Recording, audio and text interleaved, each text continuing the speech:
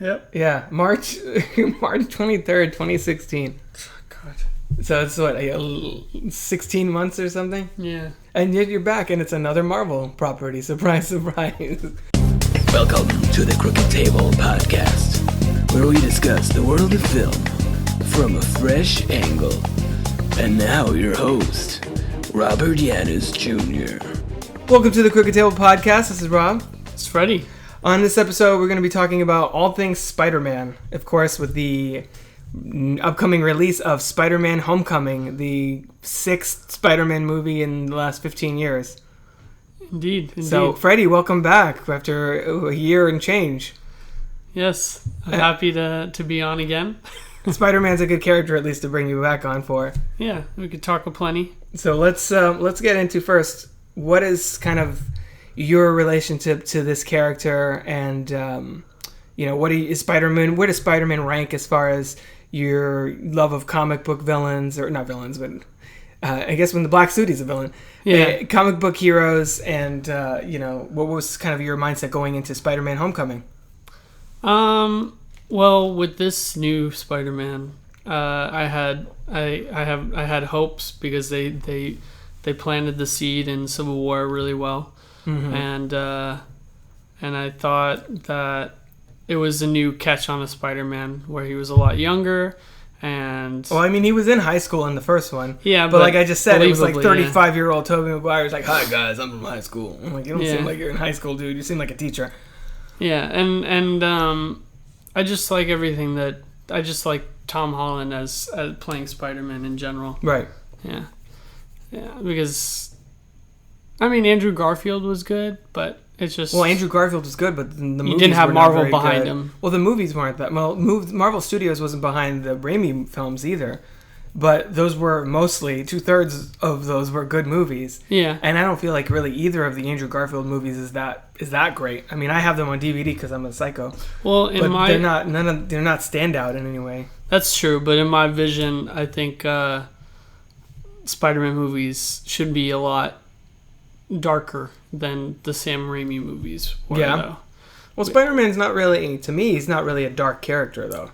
And I think that's one of the missteps of the Amazing Spider-Man. They made him all broody, and I'm like, this isn't Batman. Why is he so, depressed all the time? Well, the thing is that he tries to keep a positive outlook, and he tries to stay witty, but at the same time, all these terrible things are happening around him. So it's a lot for him to weigh, a lot to weigh on his shoulders. So eventually it comes crashing down, and it's good to see a darker side of Spider-Man, because villain or sometimes superheroes tend to get crushed by all their responsibility. Right. And I think that with Marvel in control, that could possibly take place. Well, we should say this is a partnership between Sony and Marvel Studios. Of course, before Civil War, they established the sort of, I guess, joint custody of Spider-Man. Yeah. And that way Spider-Man can exist in the MCU, interact with Iron Man, which he does in this movie quite a bit. Kind of like a weird divorce. Sort of. It's joint custody of just Spider-Man. But then Sony is still doing their Spider-Man. Well, I get to see Spider-Man on Tuesdays and Thursdays. Sort of. And Sony, you can see him on Mondays, Wednesday, Friday, or whatever. So then he's allowed to be a part of the MCU, and Marvel has sort of joint control over the Spider-Man films, but Sony is still free to do their Spider-Man spin-offs and other stuff, with Marvel not involved whatsoever, which they already have, of course, Venom in the works with Tom Hardy in the lead, fighting Carnage. So I think you and I are cautiously optimistic on that, depending... I mean, I hope that I'm just worried that they're going to fuck it up again. I love Venom, and... Tom Hardy's a great actor. And Tom Hardy's a great actor, and... Carnage is the villain for him. Carnage is a really good villain. Practically, yeah. I think they should need to... He's a serial killer. Yeah, so. Basically. I think they need to go R-rated with it. Otherwise, there's no point. Yeah. If they don't go R-rated, then why even bother? There's no point. Since Logan and Deadpool hit so well, I feel Sony feels like a little more confidence probably in doing that.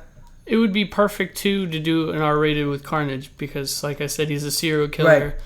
And he's always been a twisted child and didn't know who his parents were. And, well, I saw today. He was like he was in foster care, and he tried to push his grandmother down the stairs. He had like a whole like bad upbringing, right? So, or he's just fucked up. I saw on online today that Cameron Monaghan, the guy that plays Jerome on Gotham, he like somebody threw out that idea on Twitter. They're like, oh, they should get Cameron Monaghan to play Carnage, and he of course was like all about that. I don't know. I feel like he's a little on the young side, but that type is I think the right direction to go. Yeah. For that character, and the Joker and Carnage are not that dissimilar. That's sounds like if Sony is thinking in that direction, that they're on the right track. Oh yeah, that would be a perfect Carnage. And I don't think he's ever been depicted in a live action version. So no, he can just go free with it. Yeah, Yeah, that's the one thing he's proved that he can play a really good bad guy. So I'm not 100% confident in Sony's ability to make an entire interconnected web pun intended of films out of just a Spider-Man property. Yeah, because we've talked about this before. Because unlike X-Men, you can make 5 million X-Men movies. X-Men, X-Force, Wolverine, Storm, Rogue, like that. Everybody gets their own movie. You get a movie, and you get a movie. But Spider-Man, it's nobody other than maybe, Spider-Man, obviously, Venom, and maybe a couple others. Nobody wants to see a spin-off movie of Mysterio or Kraven or Silver Sable and Black Cat. Most people don't know who the fuck they are and don't really care about Silver Sable and Black Cat, especially if you don't establish them in a Spider-Man movie first. Yeah, do like a mini series or something. I don't know. Do something, but the only thing that might be their saving grace is that Spider-Man of any single comic book hero, Spider-Man's Rogues Gallery is probably only other one that's as deep and as extensive and as rife with potential is probably Batman's. Because Batman and Spider-Man both have easily, I can name off the top of my head, 10 to 15 like marquee villains that would be really fun to see in a movie. Yeah, they have the best selection. Right. Because otherwise you get to look at all these Iron Man movies. The villain's always like a different guy in a suit. Yeah, and another guy in a suit. It's more guy obscure. In a suit. I'm like, it's more obscure villains. Right. Everyone has pretty much heard of, primarily because though of the Spider-Man cartoon. Yeah. I think it was 1994 the 90s, or whatever. And that's the one I grew up watching. So I think that's primarily a reason for people knowing so many Spider-Man characters is because a lot of people in your generation, my generation, have seen the animated show, and they're that's a good show, they've been familiarized with it. And it's same thing with Batman. Also happened with Batman. Series, the animated series happened around the same time as well. Right. And they're just the character arcs are a lot better too. Right. Like Superman had an animated show, but Superman is like maybe off the top of your head you can name maybe 5 villains, and most of them are Lex Luthor. Well, their character arcs aren't that great. There's like a lot of cheesy characters. Right. So. Yeah, you start. You hit the first few big ones, and then you're at like Mr. Mixius Pitalik and shit, and you're like, oh fuck. Yeah, we ran out of ideas. We made a wrong turn here. I don't Toy know Man, I don't know. I need somebody else. Yeah, exactly. Yeah. So that helps me feel a little bit better about that. So we loved Civil War, obviously, and that movie did a good job not only in kind of balancing the Captain America with an Iron Man stuff, but also introducing both Black Panther and Spider-Man. And I mean, yes, from a screenplay perspective, Spider-Man was sort of shoehorned in there. Where like, oh look, Tony Stark just happens to know that there's this kid in Queens, and he knows where he lives, and he knows he's Spider-Man, and he knows where fucking suit is in his room and all that shit. Yeah. But considering that Marvel didn't have the rights to him until right before that, they did the best that they could to sort of introduce. Look, he's been there the whole time. Yeah. And this movie, I think, kind of further establishes that.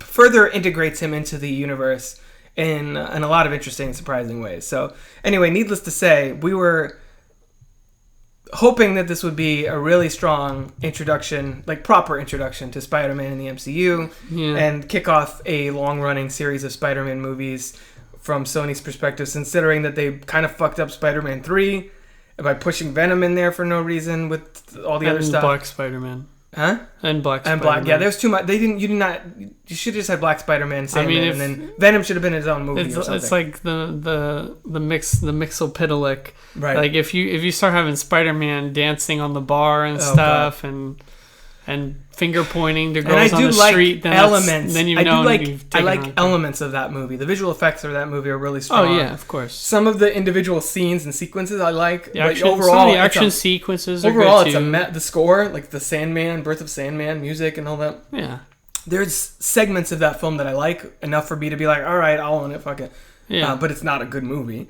And so they botched it after Spider-Man 3, when Spider-Man 4 was canceled. It's the same thing that happened with the Last Stand. It's just too many. Right. It's too much. What is up with that? Like, other than Civil War, I guess Iron Man 3 was decent, but even Iron Man 3, like the second one was like all of these superhero trilogies, with the exception, I guess, of Captain America, have a really weak chapter in there somewhere. Yeah. Thor, I thought the second one was pretty weak. Yeah. It's not terrible, but it's one of Marvel Studios' lesser. It's like down there with Iron Man 2 and Incredible Hulk and stuff for me. Yeah. It's entertaining, but it's still like the villain isn't as enticing. I feel like he's the example everybody goes to when they're like, look at Marvel Studios and their shitty villains, and they always throw that elf guy from Thor 2. Yeah, I think because the Thor villains are not really that known. Except for Loki. And I guess now Hela in Ragnarok, which we'll probably talk about that on some point on this podcast. So her and Loki are the only ones that are really, I guess so, the best known out of Thor. I mean, to the point that they had to bring in Hulk to be sort of an antagonist in Ragnarok, at least initially. Briefly, So they fucked up Spider-Man 4, and then Amazing Spider-Man, they had the first one, and they're like, oh, people like this, cool. They did the second one, and they're like, Venom, and Sinister Six, and they blew their Spider-Man load so hard in that movie that people were like, this sucks. Yeah. There's like so much crap happening here. I don't know what the hell is happening. Going on. That was just poorly executed. Eddie in every Brock way. wasn't cast well either.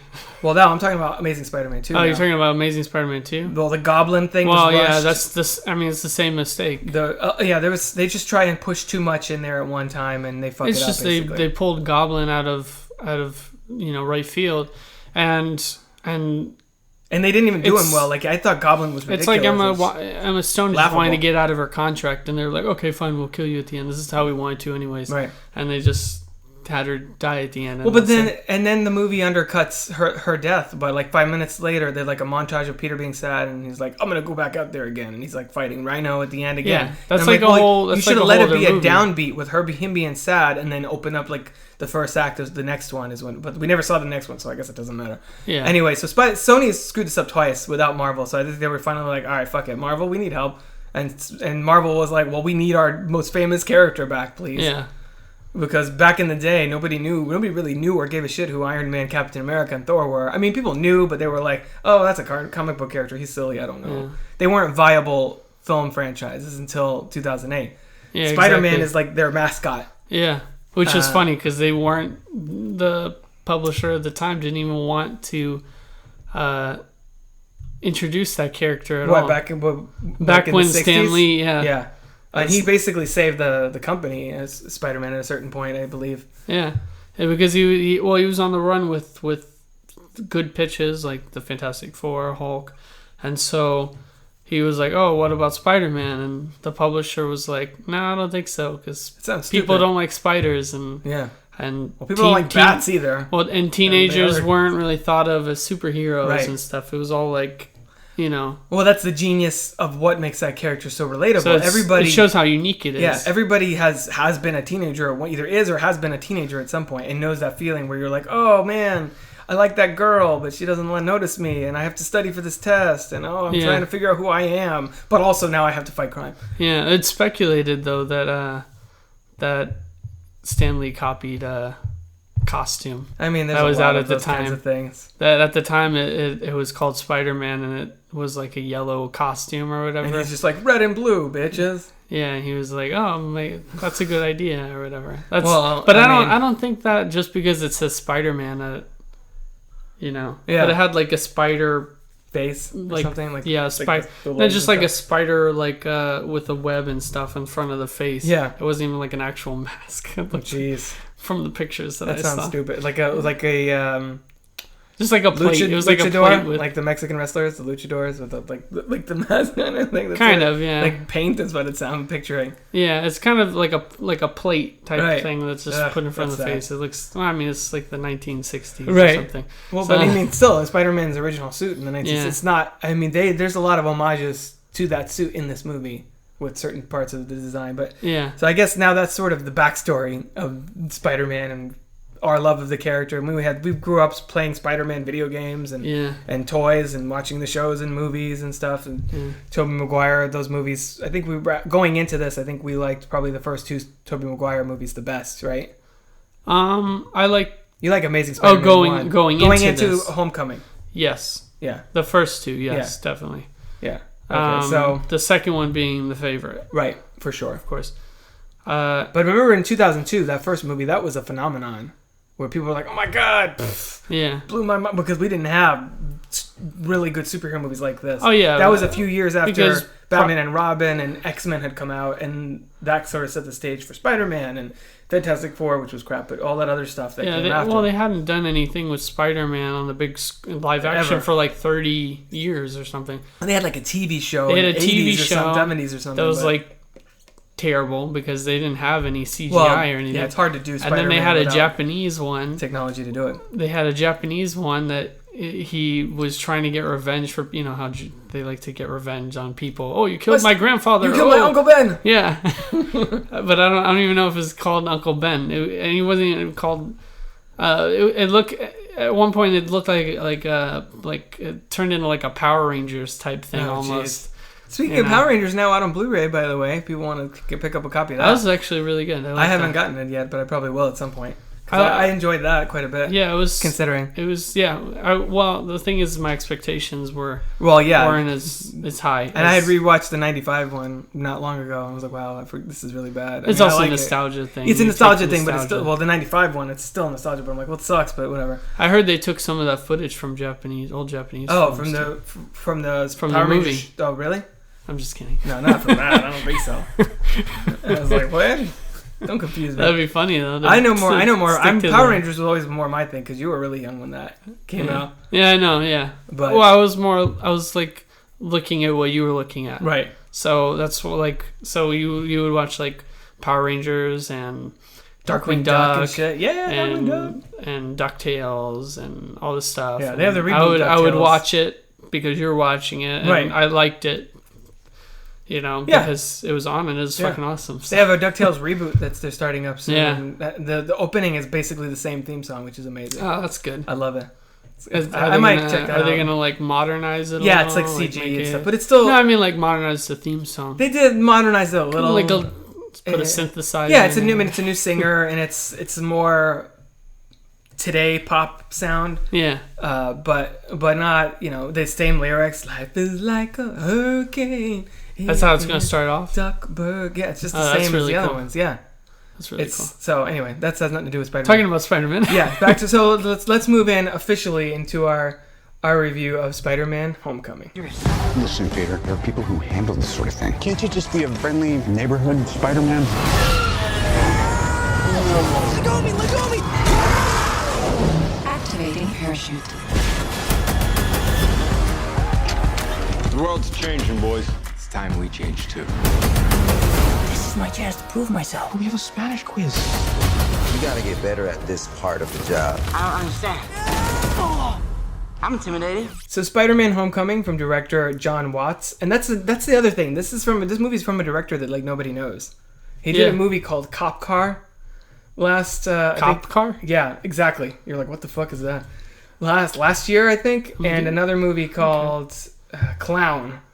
No, Cop Car was 2015 and Clown was 2014, which is a horror movie about this guy who's desperate and like gets this clown costume and it's like cursed or something. He can't take it off or some shit. I wonder how these directors are selected. Yeah, I know. It's random. Because, I mean, Cop Is Car... it like who gets the lowest pay or whatever? I don't know. You Cop don't Car pay is a that little much. thriller from a couple years ago with Kevin Bacon.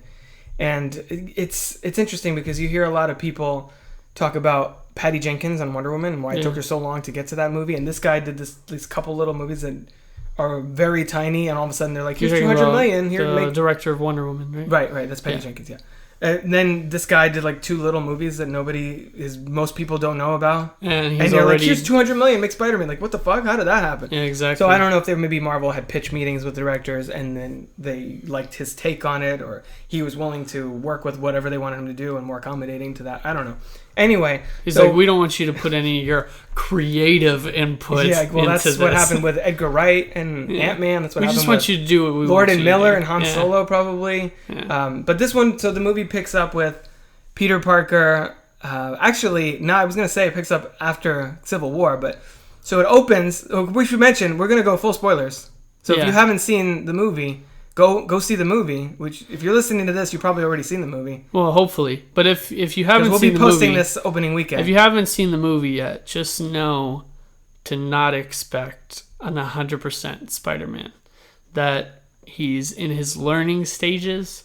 Because you kind of get that sense from Civil War even already. Well, but that's one of the things that I didn't really take into account. Right. That when I was coming in with my expectation, I thought like, oh, it's going to be 100% Spider-Man. He's going to kick ass. He's going to do this. He's got a steep learning curve in this one. Yeah, very, very steep. And so I didn't take that into account. So some of the things I was just like, oh, well, I wish they would have done this. But under the circumstances, you can understand why they didn't do those things. Right. So go see the movie if you haven't seen it. Yeah, go see the movie and watch Spider-Man try to learn how to be a hero. Yeah.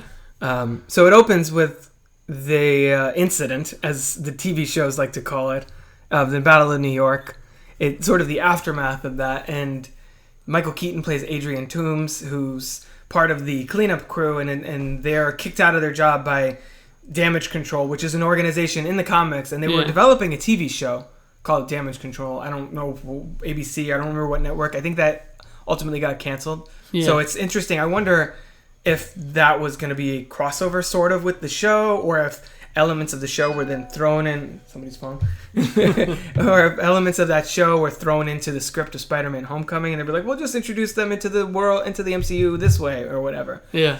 And he loses his job, and he's they're piecing out, they're like going through the wreckage and taking little bits and pieces of Chitauri technology and such. And then it picks up with one of the more fun and original aspects of this film, which is you see basically Peter Parker making his own little movie, filming it's like a vlog travel. Yeah, basically, they even after the credits it says Marvel Studios, and it's like a film by Peter Parker. Yeah, which I had a real big laugh from the audience. It started off that way. It started off with this film. No, it had the Michael Keaton stuff. Oh, and Sony logo, then Michael Keaton stuff, then the Marvel logo. He's like, business is good, because it like jumps 8 years or whatever. Yeah, yeah.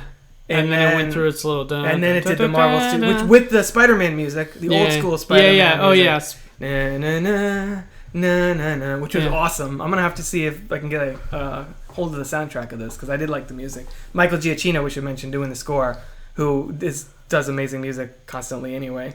And then it does the film by Peter Parker thing, where he's filming his interactions with Happy Hogan, played by Jon Favreau, and of course Iron Man / Tony Stark, played by Robert Downey Jr. And we see like part of him like look at Captain America. It's like, and then you see Tony Stark go under ruse, and he jumps to get the shield and all. He's like, I'll be right back. That was really fun, and sort of retroactively gave us his perspective that we didn't really get very much in Civil War. Yeah, exactly. To flesh him out and have him look, this is his side of things. This is what he was doing. Blah blah blah.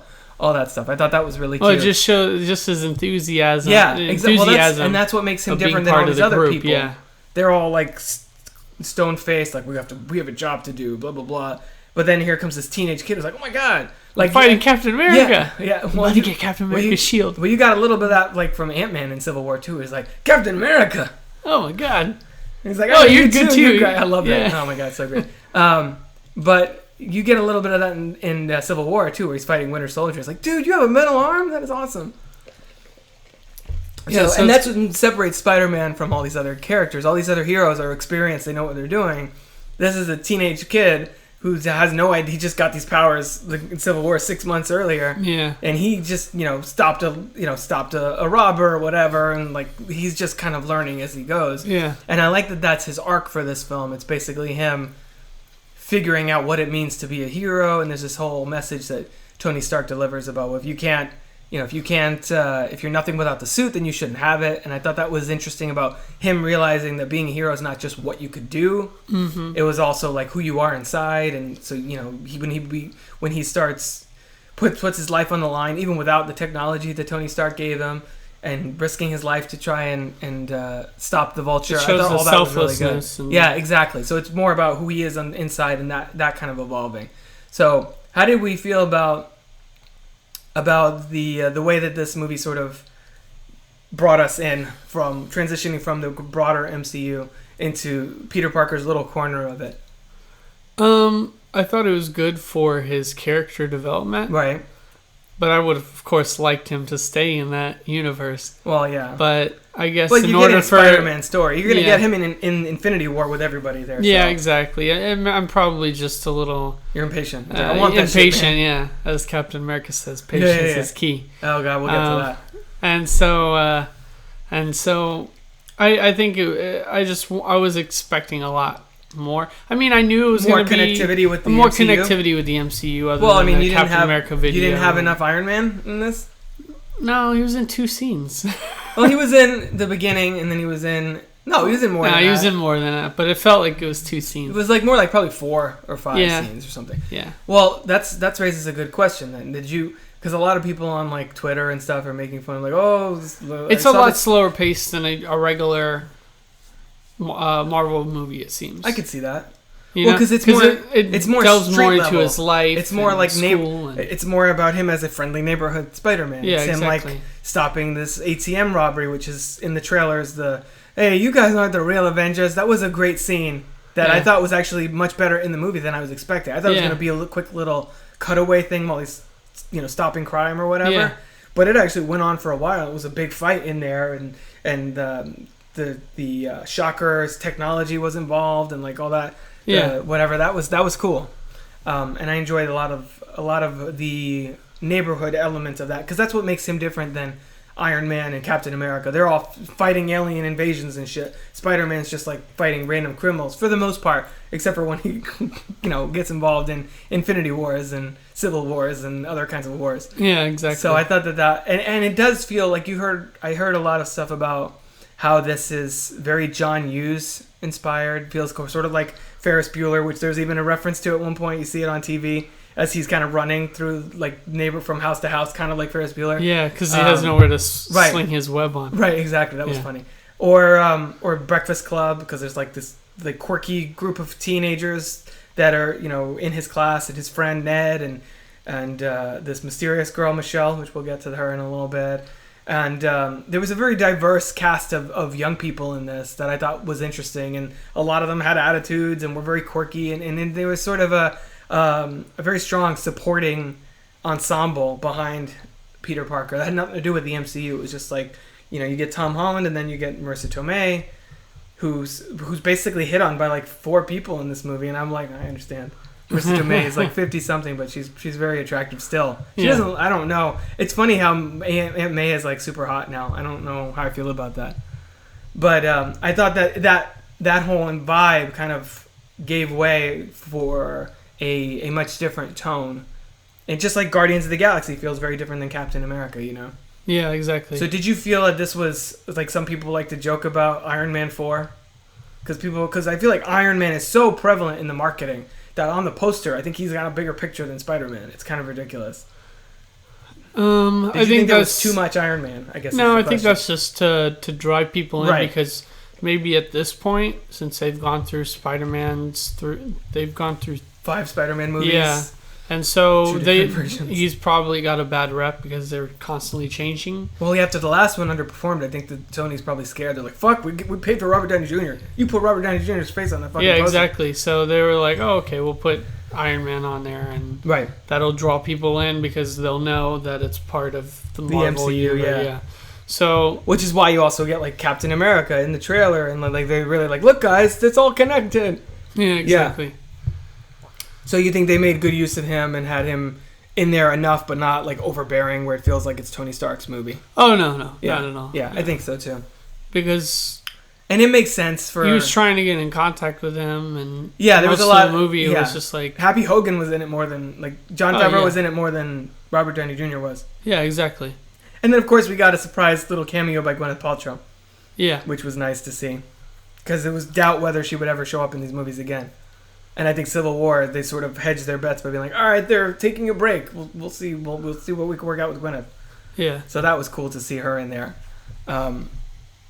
So what did you think about... Well, I guess we want to do the story, sort of, like the broad strokes of what's... Because we're talking about the tone of the film.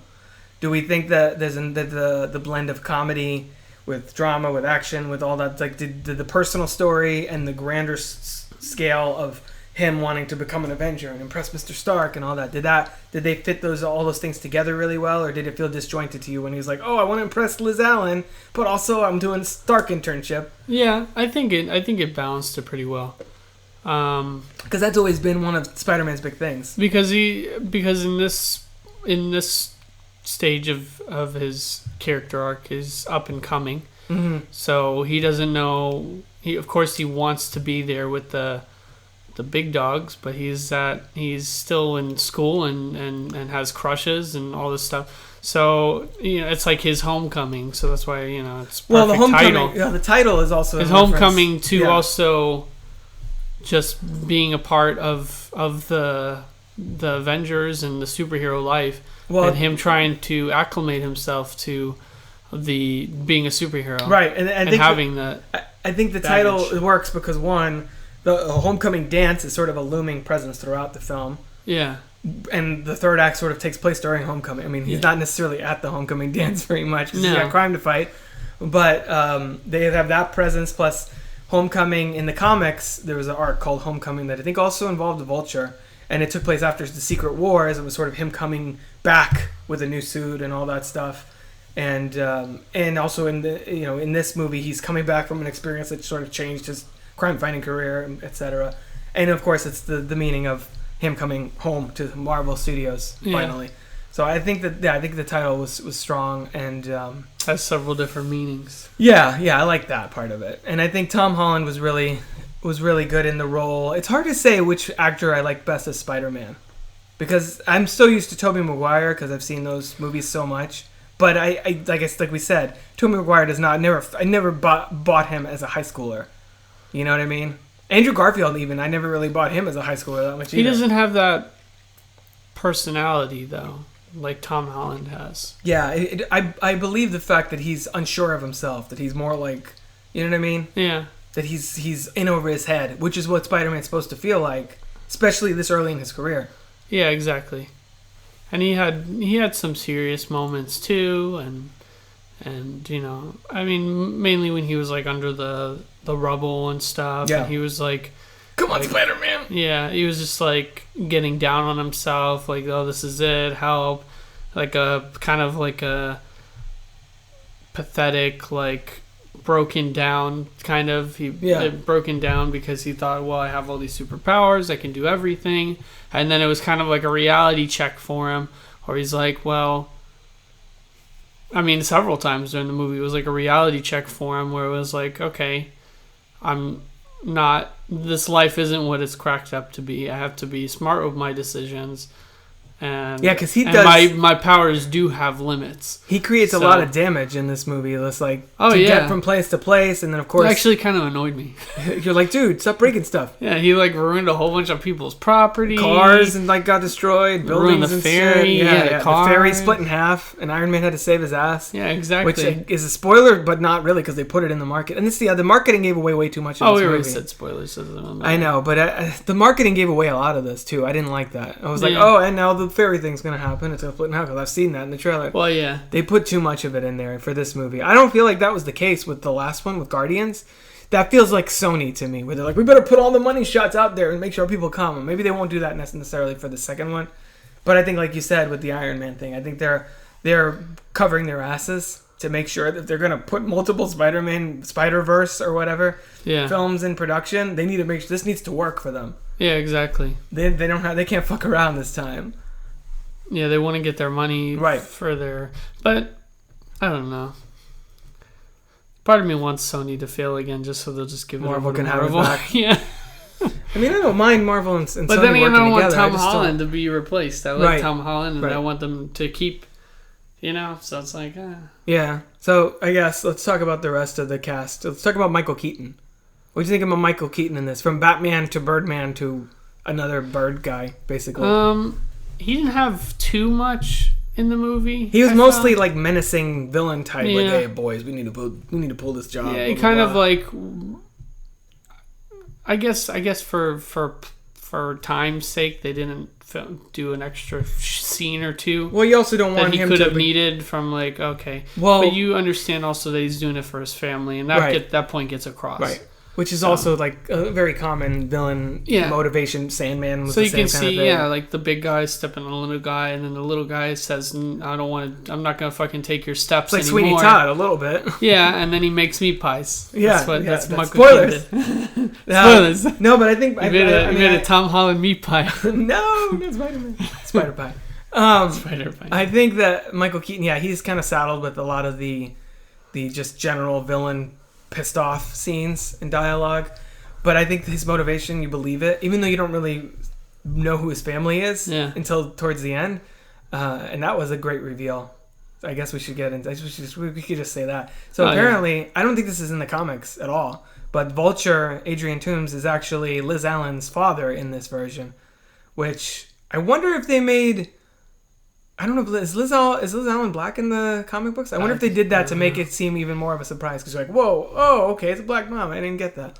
I didn't know. I don't know if how much they changed from the comic books, because I don't believe that those two are related in the comics at all. I think there's just a way of, again, tying together, because that's the big challenge of any Spider-Man movie. You have this personal story, his personal story. You have his Peter's story and his Spider-Man story, basically, and you have to tie those two together at some point. Which is why in the original Spider-Man, it makes sense that his best friend's father is the one that he's fighting the whole time. And the reveal in here in the car where the Vulture is figuring out that Peter Parker is Spider-Man, that whole that reminded me a lot of the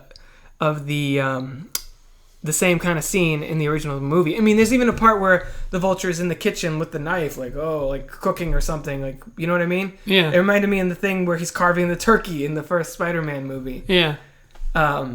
So, but I mean, you get this far into like the sixth Spider-Man movie, you're going to have elements that feel sort of kind of repetitive. At least it wasn't Green Goblin again. It was a new character a new villain that we haven't seen there before. But I think there was enough in there for Michael Keaton to sink his teeth into to avoid being like another shitty Marvel villain. You know what I mean? Yeah. And I feel like Marvel films are starting to fix that. Like Civil War, I thought Zemo was decent. I thought, the Doctor Strange villain was not very good. I mean, not Dormammu, the other one. The other Caecilius or whatever.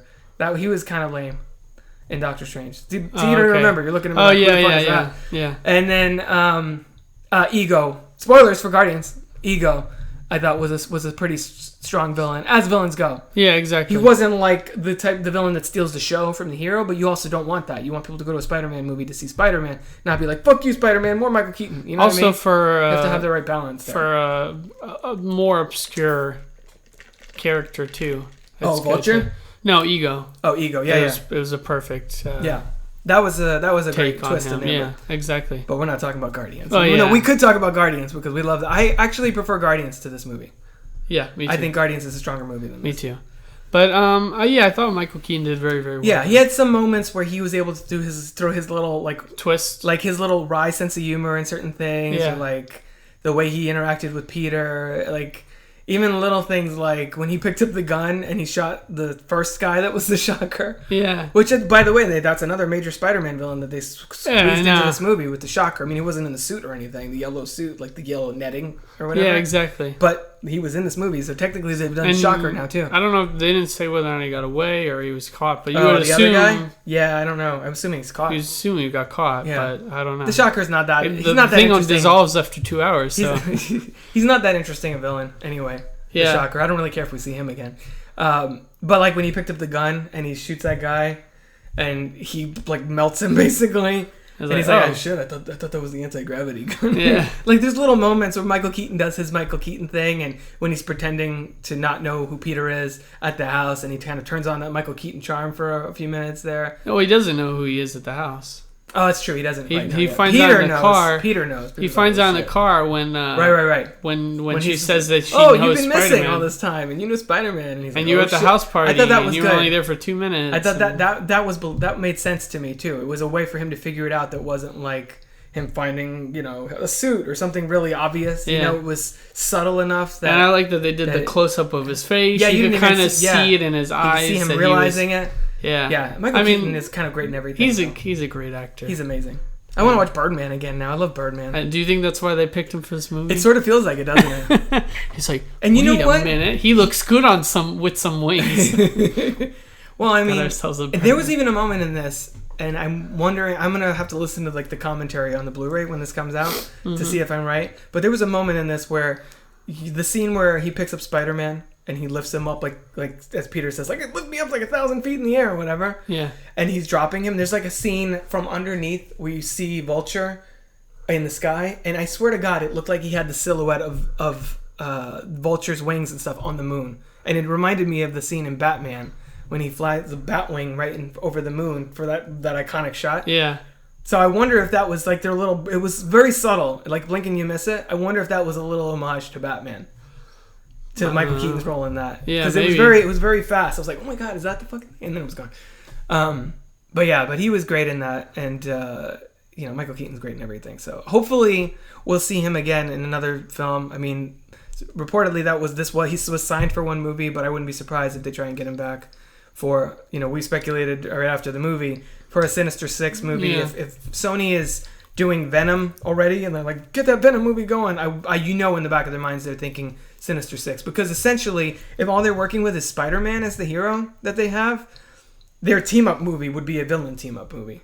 It'd be like a Suicide they can't build Squad. up to Spider-Man teaming up with other Spider-Mans, But it would be 10 times better than Suicide Squad. Suicide Squad. Yeah, because I mean, Suicide Squad. The villains are so much better, anyways. Yeah, I mean, I like elements of Suicide Squad, but it's not a good movie either. Yeah.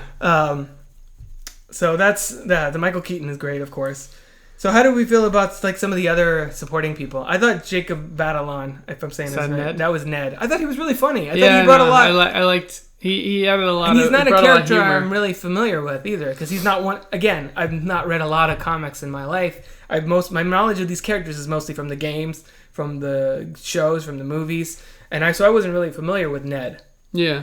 And they brought in, of course, Flash Thompson and people. There was Betty Brant and I like that they put a more modern take, and it's not like it's just a bunch of white people. You know what I mean? Right. Like Flash Thompson, he's not white. He's it's not a regular high school. But it's like it's not all white people. MJ, she's not. It wasn't a regular high school. We didn't get to that. We'll get there in a second. It wasn't a regular high school. It was Midtown Tech. It was a tech school, which I thought was also interesting. Yeah. Because in the other movies, it's just a regular high school. So like all these people are already smart people. They're all really smart. Yeah.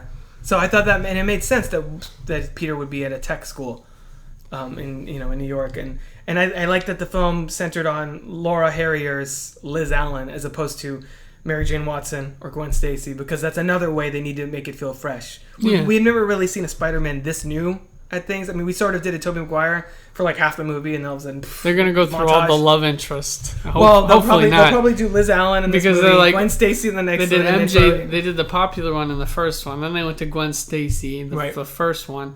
Then they're gonna go to this one. Well, he dates Betty Brant. They're gonna go to another one. He dates Betty Brant in the comic books at one point too. Because Peter was for such a nerd. He's sort of a ladies' man a little bit. Yeah, he's the Josh Groban of superheroes. I guess so. So I thought that was a good decision to have Liz Allen there again, so that people don't feel like, oh, Gwen Stacy, MJ, we've seen this already. But the big twist, of course, and this was talked about over, I know you already mentioned it, but this was talked over and over again for months. It's like, who's Zendaya playing? Is she playing MJ? Is she playing MJ? And then she's like, no, I'm playing this character, Michelle, and she's original. And I'm like, I don't know, that sounds sketchy to me. And then by the end of the movie, she gets chosen as the captain for the academic decathlon or whatever. And she's like, oh, my friends call me MJ. And I'm like, what? MJ, Yeah. I knew it the whole time. Yeah. That kind of thing. So how do you feel about that? Because that's quite a radical reinvention of MJ. Well, she's not an actress. She's not like super like model. Not a redhead. Yeah, she's not a redhead. She's not white, which will piss some people off. Even though fucking get over it, people. I mean, mix it up a little bit. There's several. Why different, does it? I mean, because there's a lot of people that are like, it was white in the comics. It should stay white. And I'm like, okay. Yeah. Well, of course, everything was white. Okay, all right. Yeah, it will all stay white. Yeah, well, because back then in the '60s there were no black people in comics. If there were black people, it was still segregation and shit. If it was black people, it was like white people with like a tan kind of. Right, it wasn't basically. even like black. Right. So I don't mind that. And my thing is that they changed the nature of her character. Like she's the smartest. She's like one of the smartest ones in the school now. Yeah. She's not like just a pretty face, which is an interesting switch on the MJ Peter dynamic. Yeah, exactly. Plus in the comics, he doesn't meet her until after Gwen Stacy dies and all of that stuff. So it's interesting that they're bringing MJ in now, and they established that she basically sort of has a crush on him already too. So it's what's interesting about it, and I just thought of this, is it's sort of an inversion of the MJ Peter dynamic from the Raimi movies, where he's like, I've been in love with you since I was 6 years old. Yeah, or whatever. he's affixed on another girl, and she's like, well, right. Why do you like her? I could be more your type. I'm smart and and she has some great moments in this movie where she like flicks people off, and she's like, where are you going to, Peter? And it's like, oh, what? Nothing. She's like, oh, I'm just kidding. I don't really care. Things like that. Like she's very like aloof and like, fuck you, man. I don't care. Yeah, or she's just like, I like to be I'm not in detention, but I like to just draw people's despair. Yeah, she's a very random, interesting character, and which I think that was just an excuse just so she could be around him. Well, yeah, of course. Of course, yeah. But or at the party, this reminded the party was one of the best parts. She's like, what are you guys doing? What are you losers doing at this stupid party? And they're like, you're here, and she's like, am I? What the fuck does that even mean? So she was great, and I'm not. I think maybe super. Yeah. No, I'm like not super familiar with Zendaya's previous work. I know she's like, what is she, like a Disney Channel person from Zapped and some like she's got been on a bunch of shows for Disney back in the day. So I knew her name, but I'm not I'm not super Shake It Up, and I'm not super familiar with her work because I'm not her demographic. But I liked her in this movie quite a bit. I thought she was really fun. If she ends up being the MJ that we get for like this trilogy at least. Was the coach that did the detention, was that Hannibal Buress? Hannibal Buress. Yeah, there's a lot of little small roles in here. Okay, yeah, I wasn't sure. I was like, is that him? People. I didn't realize it when they showed the first Captain America video, but then when he was in detention, I was like, oh, that's Hannibal, isn't it? Yeah, Hannibal Buress. So yeah. But I like how he said like after the video is like, okay, let's go do some sit-ups. The guy's practically a war criminal after the Captain America thing. Yeah. Oh, so let's talk about Captain America. So we get Captain America in this movie, sort of not like Tony Stark, who's actually in the movie and kind of a driving force in the plot, but in the gym class, it's sort of like a fitness challenge Captain America thing, which was in the trailer. Yeah. But then we also get a detention video, and then we also get in the post-credits scenes. Spoilers again. So they make you sit through. So we get a mid-credit scene where we find out that the Vulture, who learned Peter's identity, obviously, like we said, is in jail, and I believe that was Mac Gargan, the guy that's going to become Scorpion, in the prison, talking to him, being like, "Oh, I heard that you know Spider-Man's identity." He's like, "If I knew, I would have killed him already." Whatever, which implies that he's not going to say anything about Peter, which because he does, and that also makes sense because. He tells him, he's like, I respect you, what you're doing. I admire that, or whatever. So that makes sense. The wonderful thing about this villain is that he's not completely... He's not completely evil. He's evil. He just shows that the only reason that... Desperate times call for desperate measures. Well, he has that whole thing about, like, the Starks of the world, they're sitting up in there or whatever, and then us little guys, we have to get their scraps and all that. That was believable. I thought that was the character. But at the same time, you don't think maybe he probably got a lot of money enough that he could probably go and settle and not have to continue doing that work? I mean, if he wanted to, but exactly. He's keeping it so going. I mean, like, it's also one of those things that like it sort of leads me to, and I've never even seen the show. Spoilers for my life, I guess. But it sort of felt to me a little bit like a Breaking Bad thing. Like with Michael Keaton's character, where he started to do something because he was desperate, and then it sort of became like a power trip thing, and it's kind of changed the way he thought a little bit. You know what I mean? Yeah. Because where he's like living this double life, and with his little buddies in a like a warehouse building shit or making shit. You know what I mean? Yeah, he wasn't tidy whities at one point. Yeah, there you go. No, See? I wasn't. I'm just making up another thing. I can see that. The There's a little bit of White that. type of Yeah, thing. Yeah, I could see that a little bit. And you know, Michael Keaton's old enough and sort of grizzled enough that you can tell that he's like, you believe that he's lived a shitty life, and he's like, I'm striking back any way he knows how. Yeah. So they make you so anyway, we sit through the mid-credit scene of that, and then they make you wait through like 10 to 15 minutes of credits, and then Captain America comes out again. He's like, oh, today's lesson is about patience. He's like, you might sit around being like, oh, this is not worth the wait, blah, blah, blah, blah, blah. So basically, Marvel Studios trolled the audience at the end of the thing, which I thought was pretty fucking funny, and it got a big laugh from our crowd. So what did you think about the post-credit scene? Are you bummed out that it wasn't like, oh my god, Thanos and Red Skull and Loki, they're all like having an orgy up in space somewhere or whatever? I mean, as wonderful as a scene that would have been.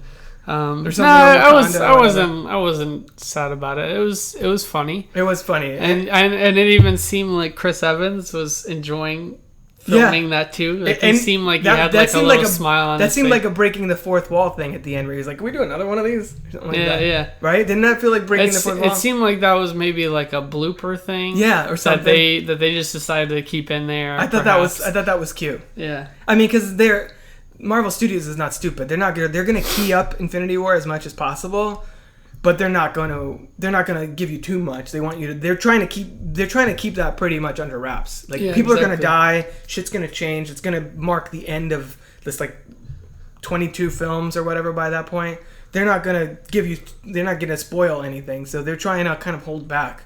And I think Thor Ragnarok is gonna probably bring us the last Infinity Stone. I believe that's because every time I hear people talk about it online, you think Kevin Feige or whatever, the Soul Stone or whatever the next one is. It's gonna be in like Hela or something. Helga. Hey Arnold is in this. Because every time I hear people talk about the last Infinity Stone, they're always like, "Oh, you're gonna see it really soon." Wink, wink. And I'm like, "Well, there's one fucking movie left until basically in Black Panther, I guess would be the other one." Yeah, I mean, I can see Black Panther. Either Black Panther or that. Yeah, maybe Black Panther. They do have an incredible technology. I kind of wish it would be Black Panther, because we've seen the. That way, each franchise has a lot of the, And it seems like Wakanda's walls are going to be broken down a little bit in that movie too. Yeah. So if that might be the last place that they would find this stone. I would be cool with that, because they seem like they have like a lot of treasures and secrets hiding in Wakanda. I didn't realize that Wakanda. I didn't realize that was the deal with Wakanda. That everyone thinks it's like, oh, it's like this, whatever African country, you do textiles and stuff, and they're like, no, it's like fucking Star Trek up in this piece. Yeah, exactly. I didn't realize that was their gimmick, is that Wakanda is like one thing to the public, and then behind closed doors, it's like the whole thing is a cover. Yeah, it's like you press a button and. Did you know that? Is that how it is in the cartoons or whatever other things you've seen? Yeah. I didn't know that. See, I'm totally unfamiliar with Black Panther. It's like you're in a speakeasy or something. That's awesome. Now I like press that. A button. Now I'm even more excited about that. And all the casino tables and stuff, they turn around to the wall and there's just like people drinking or whatever. That's cool. So now we're talking about Black Panther. It's like El Dorado kind of. So isn't that what you referred to, El Dorado in the trailer, I think. Yeah, they called it many other things, El Dorado, blah blah blah. Yeah. Yeah, exactly. So that's that. Anything else with the cast? But we talked about Robert Downey Jr. He's great in this. He's Tony Stark. Yeah, we know. There's not a whole much more to say about him. I liked how he tried to take the father role in the film. Robert Downey. Tony Stark. I was like, yeah. I like how he tried to take the father role and be like, oh, I probably shouldn't be so hard on you.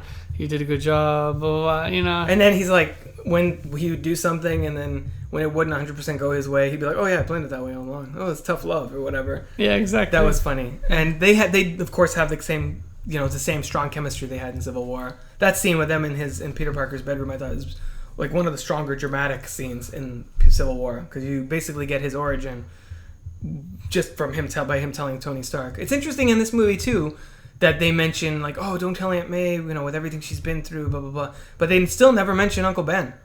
Like, there's not only is there not a flashback, there's not even, they don't even say, oh, since your uncle died, or nothing like that. Maybe. So that was interesting. Maybe that's not what happened. I mean, it probably is what happened, but it's interesting that they're not alluding to that. Maybe because they're like, we don't want to. You guys know that story. We're just gonna skip it. Well, maybe Aunt May's single.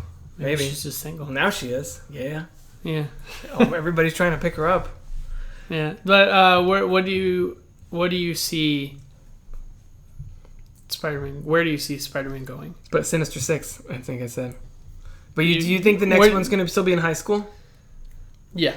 Senior year, or do you think they're going to do sophomore year, junior year, like fucking like Buffy or Smallville? I mean, when are they going to do the next Spider-Man movie? 2019 is what it's announced. So probably like junior Year, maybe? Yeah. Maybe like Infinity Wars. Well, apparently, like Infinity War. Junior. From what I've heard, Infinity War is going to inform what the next Spider-Man movie ends up being about in the way that Civil War sort of informed what this movie's about.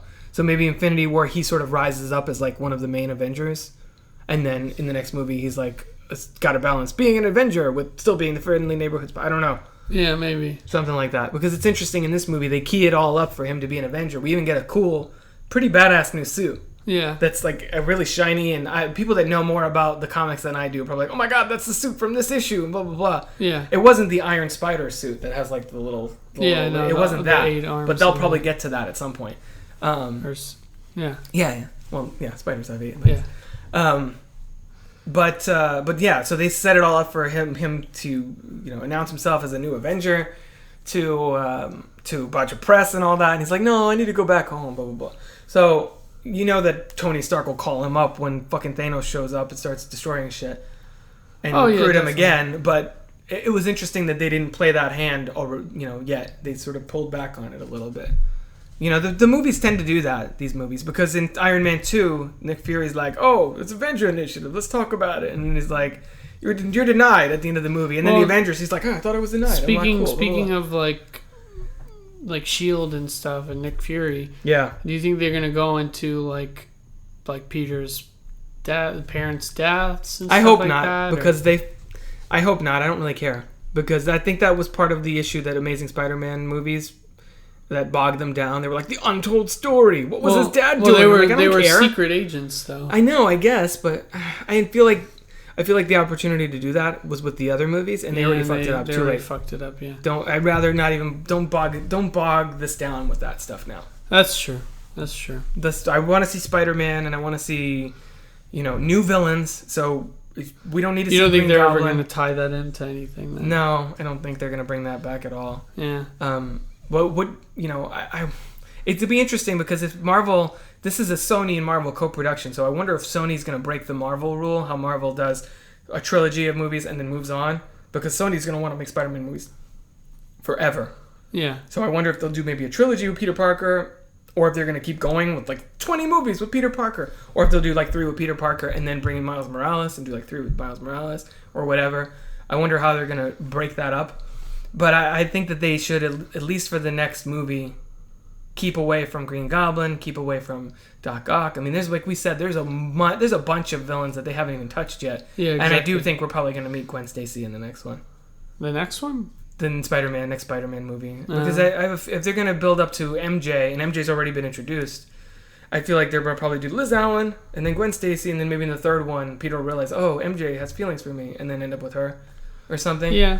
I mean, they don't have to go in that order, but yeah, I suppose. Yeah, I think it's good that they didn't do it with this first movie, because, like I said, they needed to shake things up. So they got Hot Aunt May, they got Liz Allen, they got Vulture.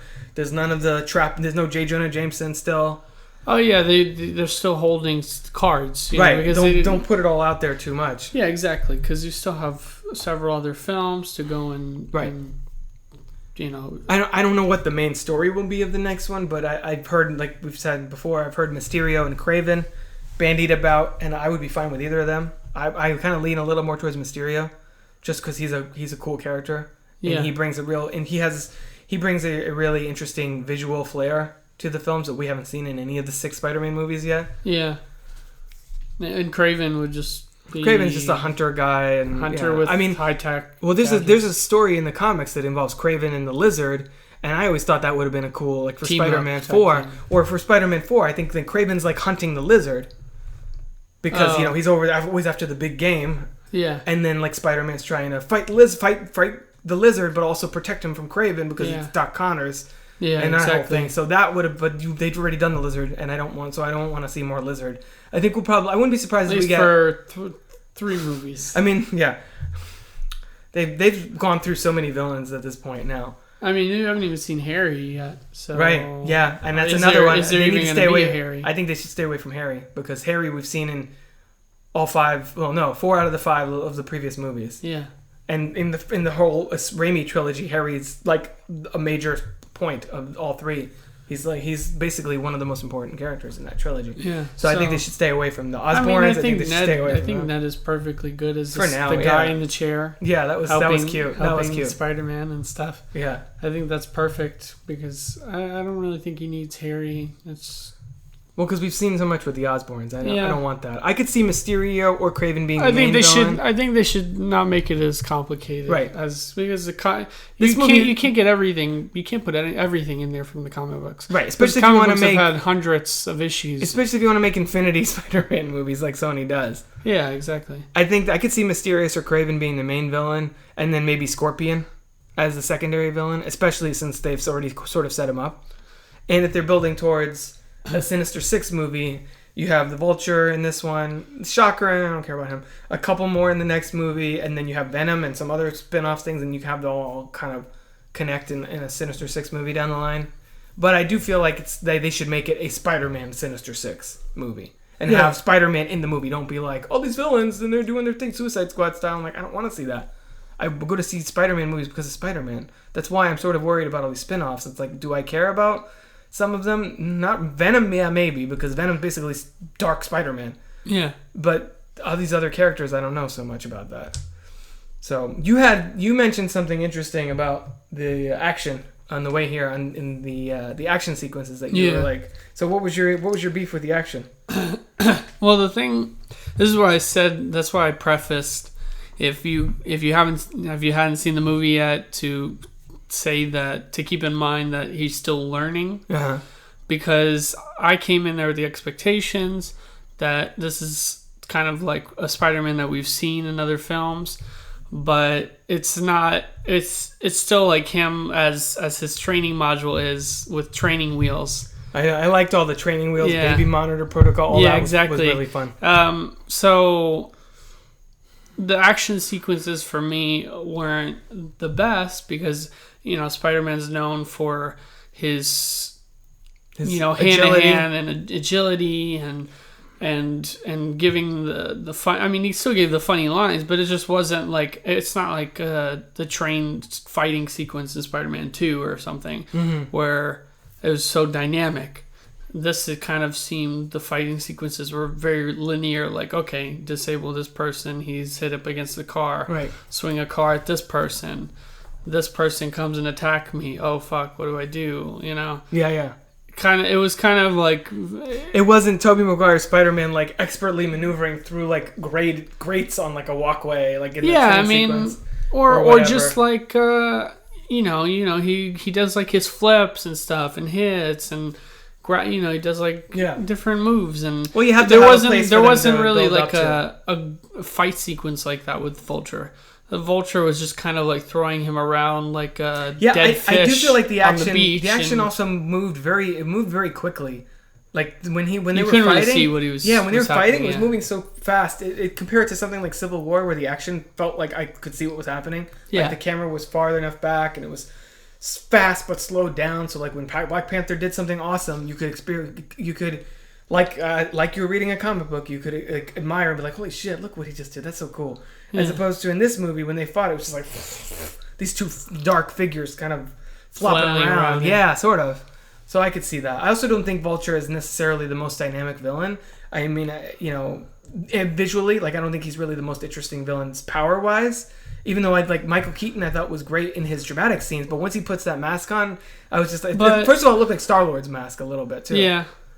But I thought it could have been a lot better. Yeah. It could have dealt with the Vulture throwing in some wing swings and Spider-Man like jumping over them and smacking a little bit, and then maybe Vulture throwing a few knives out of his wings and stuff. Yeah, he didn't really do that. He didn't do anything, or doing some like cool like creative things with his wings and smacking. And, that reminded me. The knife thing reminds me. I mean, of, like, it could, Angel or from it could have X-Men had like a Apocalypse. chase or something with Vulture through the city or something like that. It seemed like everything with Vulture was very short. Like either it was abruptly ended by a ferry being cut in half, or by him Vulture getting away or something. him just trying to get a box off this plane, or him just throwing him into the water. I mean, those were the 3 encounters, and they all ended very quickly. So there wasn't too much interaction between the two of them. Well, it's telling that the best scene with Spider-Man and the Vulture was the one in the car, I think. Where he figures out that he's Spider-Man. Like, none of the physical encounters were really that super memorable. Yeah. Compared to the Doc Ock stuff and that's part of the reason I said that they should stay away from Doc Ock, is because they nailed that character. That character was so awesome in Spider-Man 2. I mean, the best... That it's like, I don't want them to... They're not going to match that, probably. The best action sequence wasn't even with the Vulture, the main villain of the film. It was, right? What was it? It was in the bank. I think that was the best the action... ATM thing? Yeah, I think that was I could see the that. best action sequence. And that was ended more abruptly than it should have been, too. Right. You know? I would have liked a little bit more, you know, swinging and you know, just like back and forth between the 5 guys or whatever, how many people it was. Yeah. You know, but that was like the best part too. So It was interesting to me how much I knew that the MCU was going to be a big part in this movie because Tony Stark is obviously, but like I didn't realize that it was so much of the plot was going to hinge on the Battle of New York. And then, like, the big third act, because you see that ferry thing in all the trailers, so you sort of worry, oh, man, is that the big third act climax that they're kind of giving it away now? But the big third act thing is basically an attack on Tony Stark's plane, where he has, like, all these items of the Avengers, like Thor's stuff and all his little, arc reactors and, like, Cap's shield thing or whatever, like, all the stuff that they've had in storage. Because apparently this is set, I guess, they're selling Avengers Tower, and remember I told you if they get Fantastic Four at some point, that should be the Baxter Building. Yeah. Because that would be an awesome way to tie it into the MCU. Yeah. Like, oh, somebody bought the Avengers Tower. Who was it? It's guy Reed Richards. If you put that in a post-credit scene, that'd fucking blow people's minds. Yeah. But it was basically them officially moving from Avengers That'd Tower. That'd be even more complicated, though. What, Fantastic Four? If they did that especially if they did that in a Spider-Man movie. Yeah, I mean, that would have been really complicated. But you got 3. This could be This could have been Marvel Studios setting it up for that reveal in another movie if they're talking to Fox about stuff, which I hope they are. At least Fantastic Four. I think Fox has got their shit together with X-Men, sort of. Yeah. But they're Fantastic doing well Four, enough. Yeah, Logan. Come on, Logan was amazing. Yeah. But the whole thing was about them the moving day from Avengers Tower to that upstate New York facility that we've seen in Age of Ultron and a lot of these other movies recently. Yeah. So I didn't realize that so much it was going to be like the Avengers Tech and like the Avengers headquarters and like Happy Hogan was in this shit ton. Why does and, I thought that was interesting. have a bodyguard? I don't know. He was his bodyguard, and then he was like head of security, and then now he's just sort of his assistant guy. I don't know. Yeah, I mean, because he's kind of his own bodyguard, isn't it? Now he is, but he wasn't before he had all his. I mean, Iron it's still Man well. I suits. guess without his suit, he needs a bodyguard. Yeah, if he's nothing without the suit though, then he shouldn't have it. Yeah, just saying. Yeah, well, he did seem to take good care of himself when he was fighting Winter Soldier in Civil War. In Iron Man 3, he basically didn't have the suit for almost the whole movie. Yeah.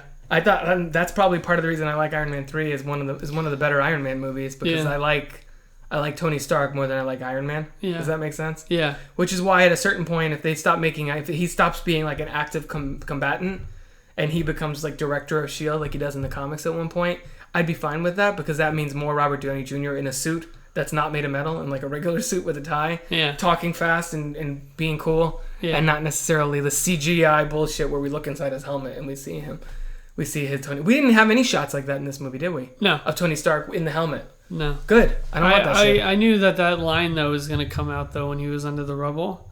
And he was like, "Oh, if you're nothing without that suit." Yeah, that felt like the flashback, like the great power, great power, great responsibility. Yeah, it's interesting moment. Because in this movie, Tony Stark. I saw it coming. I was like, "This would be a perfect moment." Yeah, like, come on, Jon Watts, do it. And then they put that line, and I was like, "Oh, that was a little predictable." I don't know. Well, I mean, I thought it was also a little predictable when the suit comes and gets him, and it's like that helmet's not opening up. That's fucking like a drone that he's controlling. Yeah, I also thought because they did that a lot in Iron Man 3, especially. Yeah. And he's like, "Oh, you came here yourself." He's like, "No, actually, I'm not even there. So I'm not in this thing." And then he was like in India at a wedding or something. Yeah. What was he? Who knows? But and then I knew later on when he's like, "If you really cared, you'd really be here." And I knew he was going to be there because that kind of thing was a little predictable. But that's what I wanted to happen, so I was fine with it. So I don't know. I thought this was a strong Spider-Man movie. Not as good as Spider-Man 2. It's between this and Spider-Man. You almost can't put it on the same original level Spider-Man. though, because he was dealing with a suit that he didn't know completely. Right, which is not, and I'm not. Yeah, I mean that's the story that they're going for. Yeah, this. exactly. And I like that. It's like Spider-Man in training, literally. I mean, if it was Spider-Man from that movie, he would have gotten up the Washington Monument, and like... Oh, the Washington Monument sequence. That might be my favorite action sequence. I thought that was really cool. Oh, it was an action, though. To me, it wasn't... It was like a fighting saving... or something? Yeah, I mean, it was like action. It was him swinging. I mean, like fighting. Helicopter after him and shit. But if it was Spider-Man 2 Spider-Man from the Sam Raimi thing, he would have gotten up there in no time.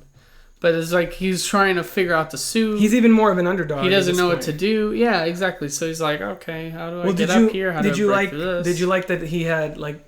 And then I like know little gadgets. Yeah, he like all the tech. I like that. And the suit lady that he calls her initially, and then Karen. Yeah, and all the 526 variations of his webs or whatever, and all that stuff. I thought that was all interesting and brought a fresh spin. Is another pun for you. It brought a fresh take on the Spider-Man character that we haven't seen in the other ones, and it's another way that they took advantage of, like basically Sony took full advantage of the fact that this Spider-Man movie set in the MCU. Well, fuck it, we want Robert Downey Jr. We want Avengers Tower. We want Captain America. We want all the Avengers things is like their facility, their goodies are like a major plot point in this movie and kind of drive the entire storyline. Yeah. We want all the tech that Tony Stark bring. Like they went all in on making this a very central part of the MCU. And I have a feeling... because the whole basis for the plot and for Vulture's... All of Vulture's things but that was by design, incident, so that they could be like, well, if we're working with Marvel, then let's make it like very heavy MCU presence, as opposed to something like the Guardians movies, especially the second one, felt almost totally disconnected from everything. In fact, just with the exception that, we mentioned Thanos, and we're going to kill Thanos at some point, we're going to get to Thanos. With the exception of that, there's nothing in Guardians Volume 2 that has anything to do with anything regarding anybody other than Guardians. And I think that we already heard that Tony Stark's not going to be in the sequel to this, and I think that's good, because I think now you've established Spider-Man. You don't need to have MCU be part of it, but don't force it so much. Yeah. Let it pull back and let Spider-Man be his own thing a little bit. I heard that they're going to swap it out, and there's going to be another like major Marvel character in there. I don't know if that's going to be... I've heard Captain Marvel has a friendship or whatever with him, so maybe Captain Marvel will be in the sequel or something. We'll get some Brie Larson in there, or some. I don't know what they're gonna do in the second one, but yeah. So Mysterio is who I'm hoping for, just because mysticality. I think yeah. Isn't he like a magician or something? He's like he's basically like isn't he like a magician or like a illusionist who like gets fired and then becomes a super criminal or something. Yeah, he's like a David Blaine type. The only thing is, how do they make that suit with the like fishbowl head? How do they make that not look stupid? They probably have to redesign it a little. Yeah, they'll do a quick... You know what? Maybe don't have a fishbowl head. Maybe just have it be like a costume here and then like with a hologram or something, or smoke or something. Just smoke. There's a way to do it where it doesn't look like wearing a fishbowl on your head. Yeah. But I think is that the person you're hoping for the villain? I think that one could be really good. Unless they're gonna go with Scorpion and just go right into that. Scorpion would probably be more of a secondary villain, I would think, though. No.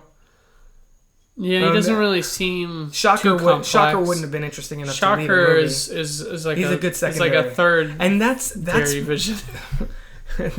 Tertiary.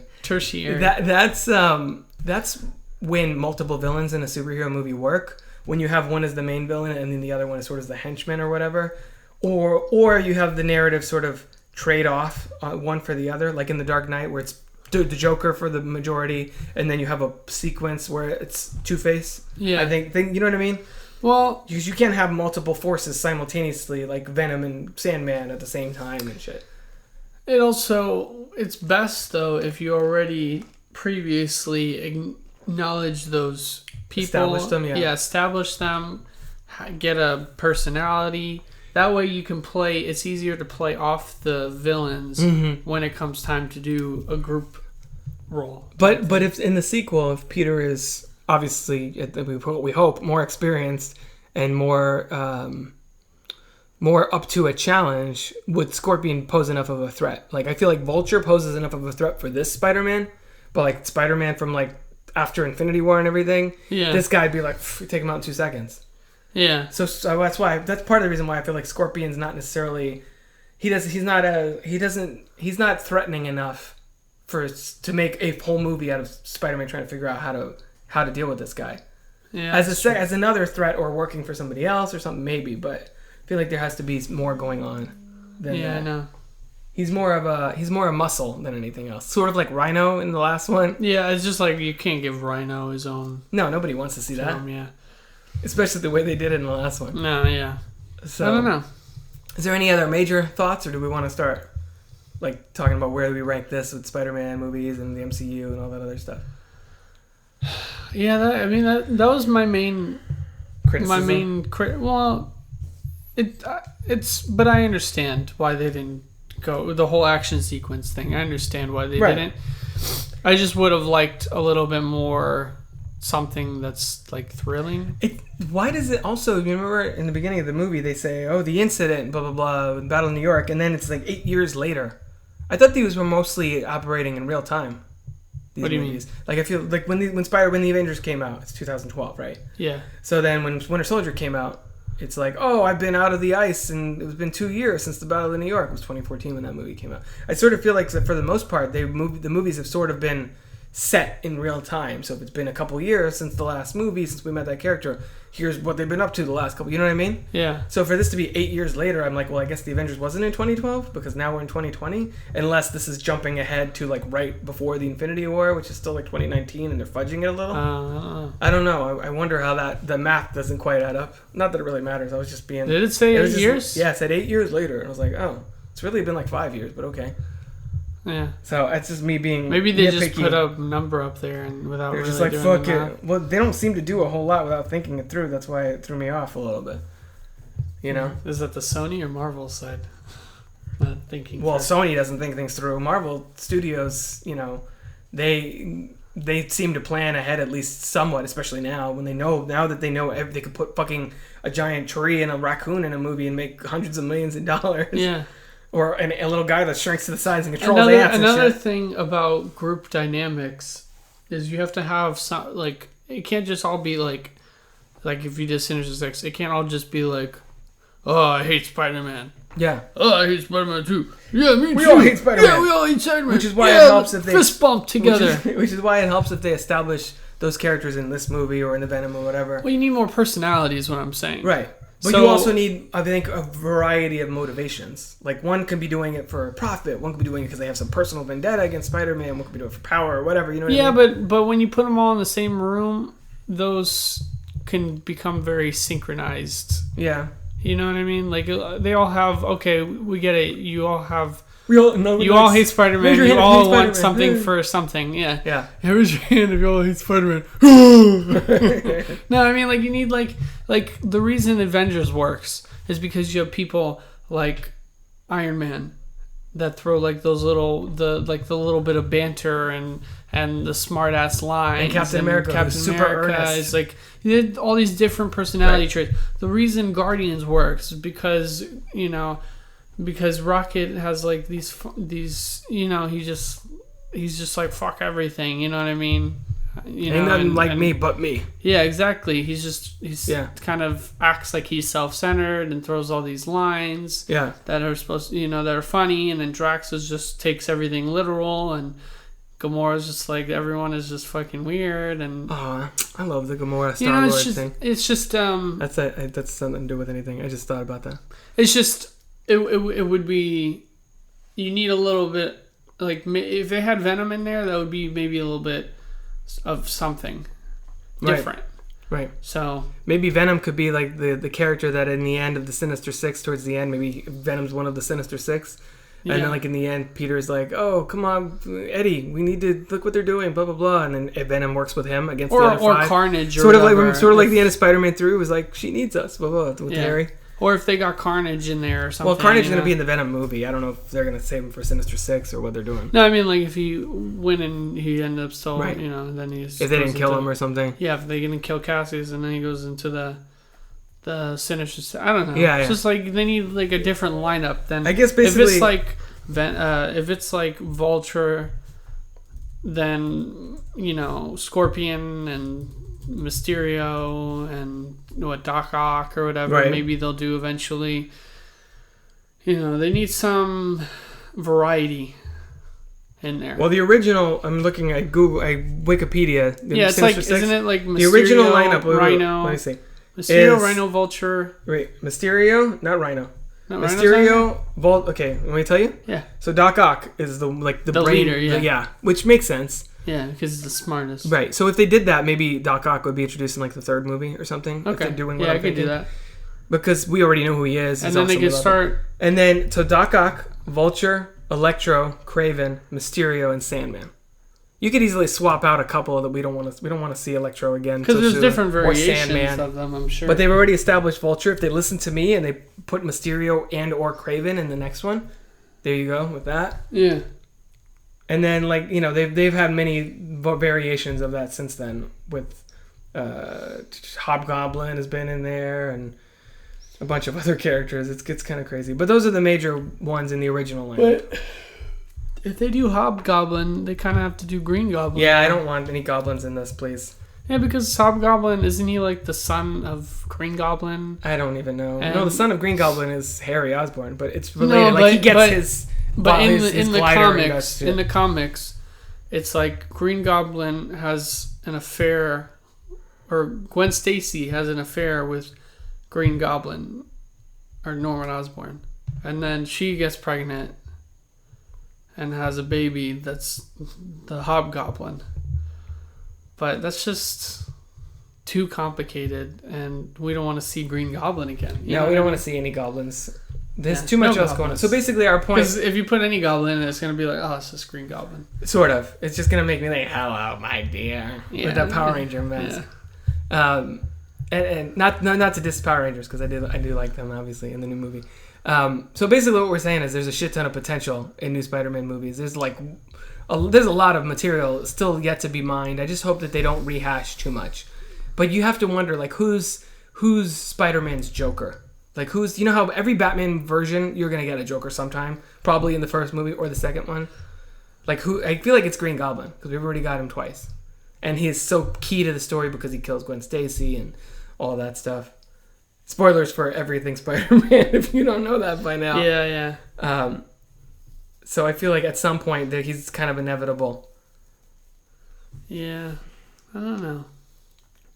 I would say Green Goblin's probably one of the most popular Spider-Man villains, but Doc Ock is right up there, if not even more so. I feel like he's slightly more iconic even because the movie kind of cemented that too for mainstream audiences. Yeah, I think I would love to see Doc Ock. Yeah. Maybe in the third one or something. Right, yeah. So if they do Mysterio, Kraven in the next one, and then Doc Ock in the third one, maybe with somebody else, and then boom, there you go. That would be really good, actually. So we'll see. That'd be good because then it would set up for a Sinister Six movie after the trilogy is done. Or something. And by then we'll know all those villains, so you don't have to introduce who they are and what their stories are and blah, blah, blah. Yeah, exactly. And you don't really need to introduce and have Scorpion in a movie if you wanted to have him you could have or whatever. You could have Scorpion being a villain that Spider-Man's fighting in the opening sequence of the second movie, and then boom, there you go, there's Scorpion. Yeah, exactly. That guy escapes prison, gets a suit, and boom, there you go. Yeah, exactly. There's your opening action sequence, and it's sort of like the Dark Knight, how a Dark Knight opens up with him taking down Scarecrow.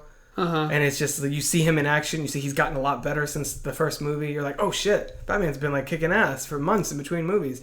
Sort of do that with Spider-Man and boom, look, I got this guy right out the gate. I caught a villain. What up? Yeah. And then Mysterio arrives and stuff. I'm writing the movie for them, actually.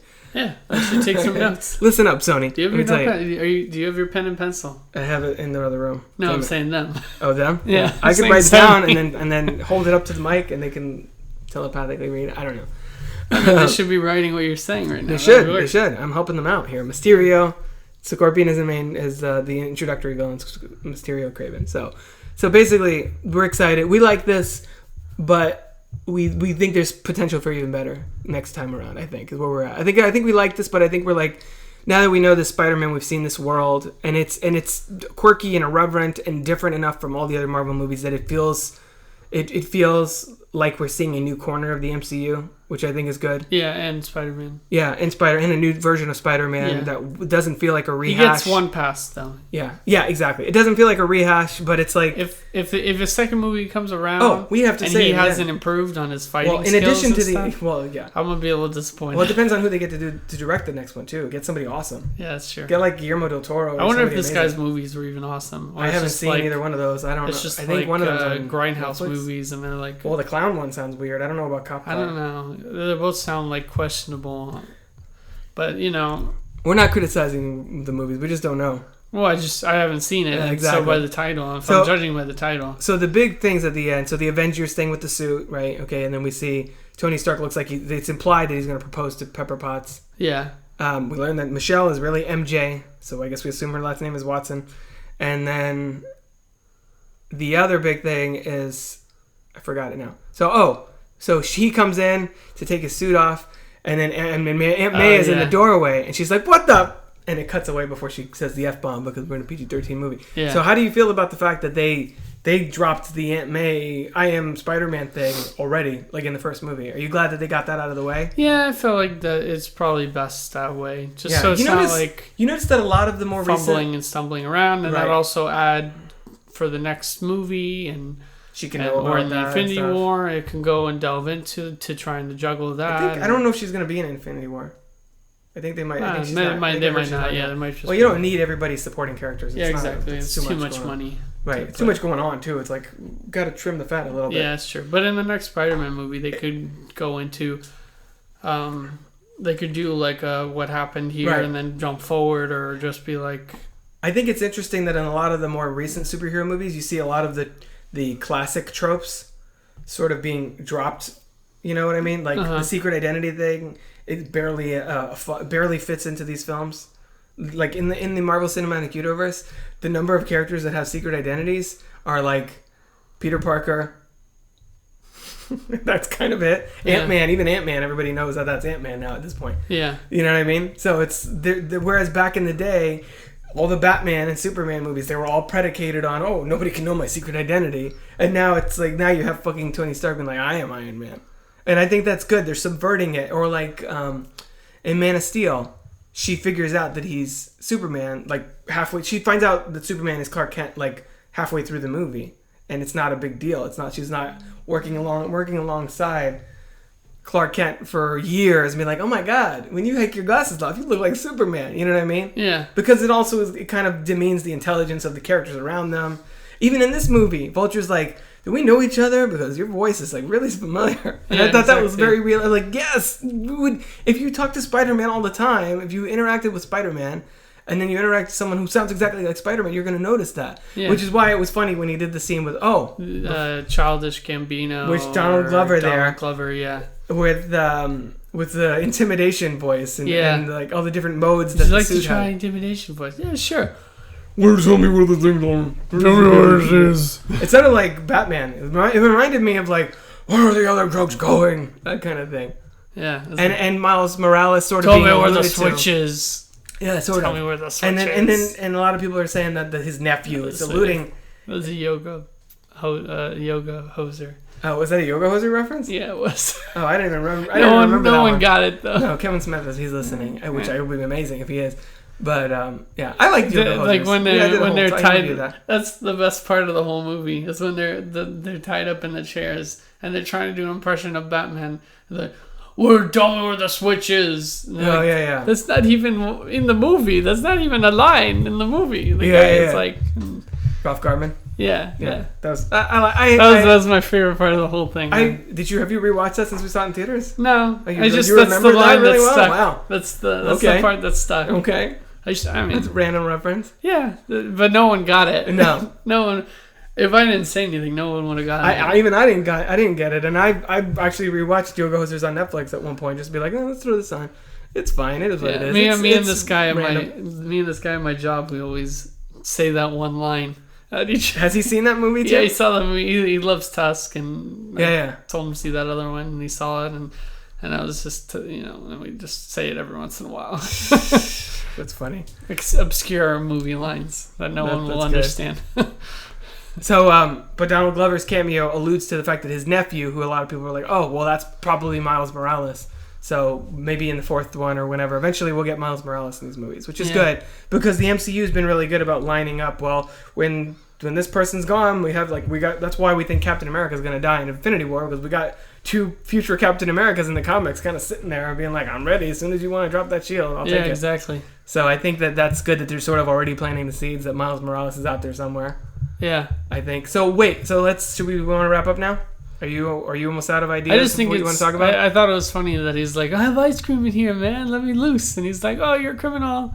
Oh yeah. You're a criminal. You deserve it. Yeah, that was great. That was a great scene. I like. I would have ate that ice cream, man. I know. He'd be like with the other hand, just like. Yeah, I would just eat it. It's gonna go bad anyways. Is it in the trunk of the car, or does he have it with him? Yeah, it's in the trunk of the car. Oh, well, could just open it and with the other put hand? his hand up and with the trunk and just like shovel it into his hand until. Yeah, I mean it's gonna be wasted. Actually, you could refreeze it and it's perfectly fine. And they didn't overplay the "I'm out of webbing" shit. Like that's always the risk in Spider-Man. Like the Spider-Man cartoon did that a lot, where he'd be in the middle of the battle. They did that once, but they didn't make a big deal. Yeah, out of it. they didn't. He just fell on the floor. It wasn't like mid-battle and it's like, oh, the villain gets the upper hand because I ran out of webbing or something stupid.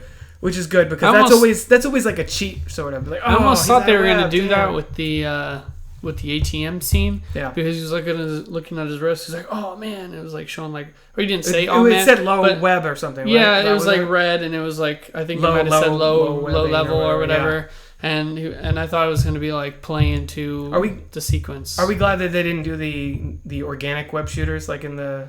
Oh yeah, because that's not true to the comic. It isn't true to the comics, and it's also weird. It was like he had this weird like gland thing on his wrist in the Sam Raimi ones. I was like, what the fuck? Yeah. But in a way, I was like, okay, so he can't ever pull the I'm out of web because it comes out of your fucking skin, dude. Yeah. Unless in the second one when he's like, I can't focus. Well, unless he doesn't produce enough web for how much he's using. I guess that was a little weird. Dude, there was a little adult humor in that part where Ned's asking him like, have you ever stood on the end of a building and just shot your web out or whatever? And he's like, you should just stand on the side and see how far you could shoot it or whatever. And that girl's like, what the fuck? Like they're talking about like jizz or something. Yeah, that was random. I was like, what the hell? This is a little weird. Yeah, there's a lot of weird, awkward moments, or like when Happy goes to talk to Peter in the bathroom, and that kid comes out of the stall just like, and it's just like a 1 minute scene with him like washing his hands and then getting the towel and then like turning awkwardly back. There was a lot of awkward humor that I thought was really befitting a high school set film because everybody's kind of like that in high school to some degree. Yeah. So that was cool. So I guess to wrap things up, where do you put this with the Spider-Man movies? Where do you put this with the MCU? And where do you put this with 2017 superhero films? With the Spider-Man movies, it's number 2. Behind Spider-Man 2. Yeah, behind Spider-Man 2. For me, it's 2 or 3. I don't know. I've seen the original Spider-Man a lot. So I might have to see this again to really judge it. But right now, I think this is probably 3. 3 for me. 3 would be the first Spider-Man. Right. And so you and I just flip-flop 2 and 3. Yeah, it's just the first Spider-Man. It's a little too... Takes forever to get going. It takes forever to get going. It's an hour before he's like, I'm Spider-Man, yay! It's like... I don't know. It just doesn't have like that... Then the energy pace to it. And energy that I would like in a superhero and especially for a Spider-Man movie, who is like very much that. Yes. The only thing that was holding this movie back was the action, primarily. But it's understandable, like I said. Like it's rectified. Once he goes through those 500 something web variations and sort of figures it out. I like the web grenade and I like the taser. I think all that was cool. Yeah, exactly. It mixed it up a lot. So if they pull this same level of be quality, no, but with good action sequences for the next one, then it'll probably be better than the second one. Right. But for now, it's at number 2. Okay. Yeah. What about with the MCU? Because for me, this is probably still in the middle somewhere. Yeah. Because this is, I actually have on Letterboxd. I have my Marvel Cinematic Universe ranked. All right, let me see here. My number one would it'd be one of the Captain Americas, I think. Winter Soldier or Civil War. Yeah, it'd probably be Winter Soldier. I don't know. So where does Spider-Man? Yeah, it would be probably Winter Soldier. Okay, number one. Then Avengers. Avengers. Everybody loves Avengers. Winter Soldier probably, then Avengers, then Civil War, then Guardians 2. And then probably it would be maybe Spider-Man. this one. Yeah. Okay. So for you it would be or like... maybe Guardians 1, this, and then maybe Doctor Strange or something. Okay. Yours doesn't sound like it's too different from mine. It's like a few things are flipped around. Yeah. And you have Guardians 1 obviously higher than I do. Yeah, I would probably do the same. It's like 6 or 7. Where you did Iron Man 2 was the last one. Yeah. That one would be my last one too. Then the same thing with Thor and the Hulk. I think those three are universally the weakest. Those are definitely the weakest. And then I think these, like the Avengers and the last two caps are pretty much universally considered the best. Yeah. Maybe Guardians and the original Iron Man for some people. Yeah, the Captain Americas are pretty consistent with their awesome. The first one's really good too. And I'm hoping that the Black Panther will be like below top the side 5 of or the water. Top 3. Yeah. Yeah. I would love to see that be like amazing. I think for me, this is probably 6 or 7. Like after Avengers, Winter Soldier, Civil War, Guardians 2, Iron Man, and then maybe this, or maybe this and then Iron Man. It's like 5 or 6. Yeah, I'd say, exactly. around there, which is like not the upper tier of the MCU, but like upper middle tier. You know what I mean? Which is pretty good considering this is the first movie with this version of the character. Yeah. I mean, we had him in Civil War, but I mean, that movie's in it for like 5 to 10 minutes. Yeah, exactly. This is the whole movie, so. Which is another reason I love the beginning scene with him vlogging about his experience. Right, that was cool. Because you kind of of saw, this guy's big now. you saw exactly. Yeah, he's like, what the hell? Oh, this guy's big. I gotta go. He's on the floor, and you see him just like swing away. I thought it was a very humorous take because you show that how starstruck he is about being there, and holy shit, I have an amazing costume. What do I do? How do I? How does this work? How does this work? You know, or like when they're watching this fitness video, and he's like, "I stole that guy's shield." Yeah, that was cool. All that stuff was great. Yeah. And then for this year, the comic book movies, I'd say this is behind Guardians. Like I said, probably ahead of Lego Batman, and definitely behind Logan. Like Logan's still probably my favorite movie of the year so far, and I've rewatched it a few times. I think we watched it on a couple times since I've had the. I think Iron Fist would probably be my favorite. What, Iron Fist? Okay, first of all, it's not a movie, kidding. and secondly, that's just wrong. That's wrong. There's no wrong answer, but that's the wrong answer. No, Iron Fist is fine. I think I actually like. I think I actually like Guardians better than Logan. Really? Oh, I don't know. See, rewatch Logan. Just because you love Guardians so much, though. Just because I'm pissed off that they didn't give us this Wolverine sooner. And I would have. I was talking about this with you before. Yeah, you're being vindictive with Fox. You're like, fuck you, Fox. Yeah, I mean, I love Hugh Jackman as Wolverine. I love the Wolverine that they showed in this movie. But spoilers, they killed him at the fucking end of the movie. But I only saw the Wolverine that I wanted for all 5 or 6 movies. For like 9. He was in 9 movies. 9. Okay, what? This is the 9th because he was in because he had cameos in First Class and Apocalypse. Those count technically as appearances. So. But I only saw the Wolverine that I wanted for like 5 minutes. Right. When he had that serum. Because the rest of the time it was just a crippled Wolverine with an adamantium bullet. Yeah, but it's not only about the action. It's the story, the performances, the atmosphere, the score, and all that stuff. That's the best part of Wolverine, though. Like, it's probably... You want to see him go berserk. It's the best X-Men film. Like, it's the best film. It's the best made film of the X-Men movies, the 10 of them. Yeah. Which is saying a lot. Yeah. So for me, that stands still above... What is it? Guardians, Lego, Batman, this, and then Wonder Woman.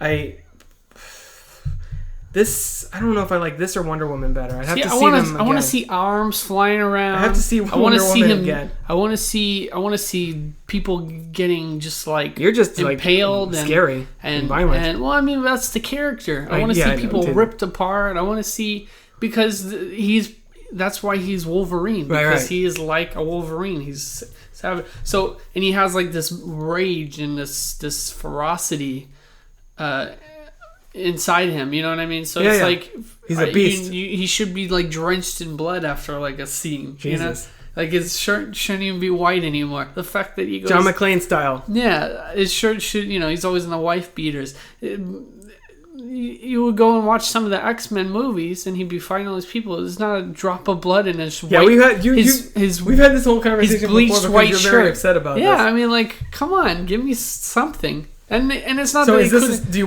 want Spider-Man to be like limbs flying and shit too? Is that part of what? No. He didn't That's fight the enough. character. He didn't cut arms off in this. Because I know I don't want him to go kill mode like his. Yeah. Oh like man, his that was built-in. scary. Yeah. Why would Tony Stark even build that in there? You want to give Peter Parker the option to kill people? I don't know. Well, you never know. Maybe he's going to be fighting Ultron robots and shit, and he's just destroy or something. His eyes got red. Yeah, that was didn't it? scary. Yeah. I was like, oh shit, it's the Terminator. It got like smaller, like Terminator style, like.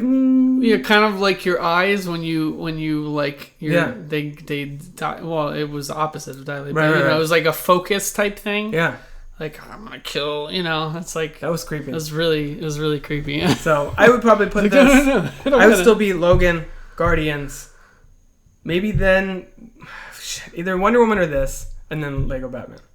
And then those are all great movies too. None of those are bad. Like Lego Batman, I just rewatched it again today because I have it on Blu-ray, and that's a lot of fun. But I feel like Wonder Woman might edge this out just a little bit, only because this is a 6th Spider-Man movie. We have 1 Wonder Woman movie so far. Yeah, I don't know. I've only seen Logan once, so maybe it'll go up on the list. But I'm gonna put in 3rd place Logan. So it'd be Guardians. What were the other ones? It'd be Guardians, Wonder Woman, Logan. What the fuck? And this movie. You're this a would hater. Be last. You're this like, I didn't get enough blood. I didn't see the Batman Lego, so yeah. I can't put that on the list. But, well, I mean, that's only a comic movie barely because it's not Legos, serious. Yeah. It's more silly. It's more of a Lego movie than it is a Batman movie in some ways. Who played the Joker? Zach Galifianakis? Yeah. He was really funny in it. I heard he was really good. This is on Redbox? I'll Redbox it. Or it should be. Netflix or something. It should be. Probably not Netflix. No. Netflix. That just came out. I can't wait for Justice League, though. Yeah, we'll see. Well, I'm sure we'll reconvene. So I don't remember if it's Justice League or Thor Ragnarok is first. Let me find that out. Because we'll probably have you back for one of those. Yeah. Because you seem to be you're my comic book movie expert, I guess. I guess. I feel like it's Justice League, but I'm not 100%. Thor Ragnarok is November 3rd. You don't think though, like when Nick Fury runs November 17th. Okay. So November 3rd and then November 17th. Oh, in the same month. Yeah. Oh, couple weeks apart. That would be really good. Yeah. It's going to be a good month. Yeah, seriously. You don't think that when like Nick Fury sees Peter Parker, he's going to be like, "Oh, I knew your parents" or something? Oh, maybe. I mean, I could see something but very like a brief, very brief, an allusion to that, but not really delving into it where it's the whole mystery of the freaking thing, like they did. Or be like, they helped with this mission, or bring it up. Oh yeah, they work with Shield. They found it. They were working with Peggy Carter. We don't know who Hank killed them or something, though. And then that kind of comes up later with the villain. That's like, oh well, I fucked them up. I hope not. If maybe reference it, be like, oh, well, I knew your parents. That's it. Yeah. Don't be like, now I'm gonna find my parents, kill it. Fuck that. Yeah. No. I don't want that shit. Yeah. Don't bog him down. Then you're overcomplicating it. That's how they ruined the franchise twice. Well, they don't. It could be done in a smart way, though. Yeah, but will it be? Yeah, I know. Will it be? No. It'll be terrible. Yeah, probably. They should let it be. Yeah.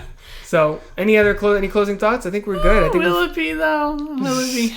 You have I mean, I have more faith in Marvel than I have in Sony, basically. Let's put it that way. Yeah. And Sony's kind of, I don't know if they're taking the creative lead, but they're going to try and exert more creative control as it goes forward, I'm sure. Because they'll be like, yeah, we want more of that money. Marvel, fuck you, get out.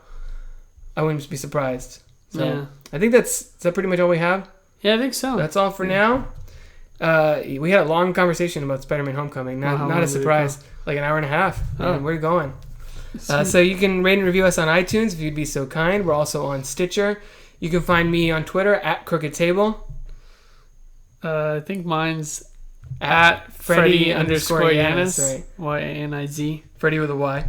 I don't. You can tell I go on there a lot. Yeah, you're like, I don't know what my Twitter handle is. It's just my name, but I don't remember. I didn't remember if it was the a underscore. A period or an underscore. Oh, right.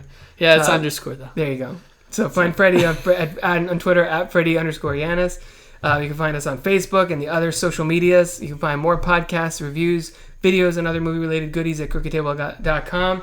Next week, I'm probably going to be talking about Dawn or War for the Planet of the Apes. Ooh, I would think. that'd be really good. Or Baby Driver, depending what I end up seeing. But it's probably going to be one of those. If you've listened to this podcast before, you know I love me some Edgar Wright, especially Scott Pilgrim and stuff. So I'm excited to see Baby Driver and War for the Planet of the Apes, because Dawn was amazing. We talked about that 3 years ago on the podcast. Yeah. So yeah, a lot of good stuff coming this month. Then we have Dunkirk, the Christopher Nolan movie, and then Atomic Blonde. So there's a lot of big ones coming out. So I'm sure I'll talk about some of those in the coming weeks. But I think that's all we have right now. Until then, I've been Rob. And this is Freddy. We'll catch you around the table next week. Roll credits.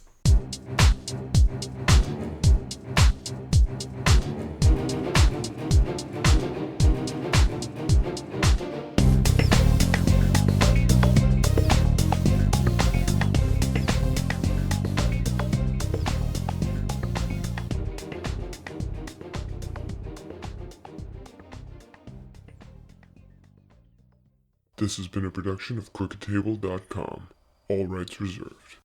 C-R-O-O-K-E-D.